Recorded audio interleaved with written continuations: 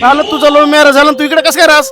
अहो काल love marriage झालं ना, आज असं वाटलं की माझ्या आयुष्यात फार वाटोळं झालं. कसं काय?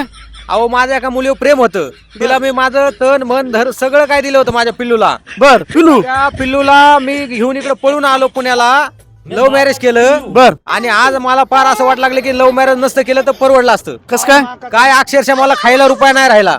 बर तुम्हाला सांगतो 30,000 होते, 30,000 मधले सगळे पैसे खर्च झाले. बर कसं काय?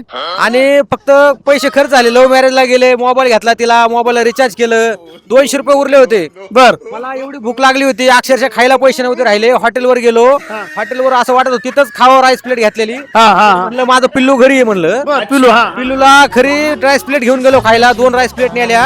आणि हातपाय धुवाय गेलो तर पिल्लूने माझं राईस प्लेट मला 2 चपात्या खाल्ल्या. बर राईस प्लेट संपवलं. बर मला भात ठेवला खायला, आणि भात ठेवला खायला, आणि मला म्हणली जेव म्हणली. हा हा मला जेवतो बा थोड्या वेळाने, म्हणलं तूच खा म्हणलं, पोटभर खायचं असला भात तर. बर पिलू पिलू पिलू. पिल्लू, हा माझं पिल्लू मला डायरेक्ट म्हणलं जेव नाही तर मर, तसंच म्हणली भाड्या. अतिच्या. मला माझ्या लग्नाच्या आधीचा दिवस आठवू लागले. मी जाऊ तिला फोन करायचो तेव्हा ती मला म्हणायची, पिल्लू तू जेवला तरच मी जेवण, नाही तर मी पण उपाशी राहते.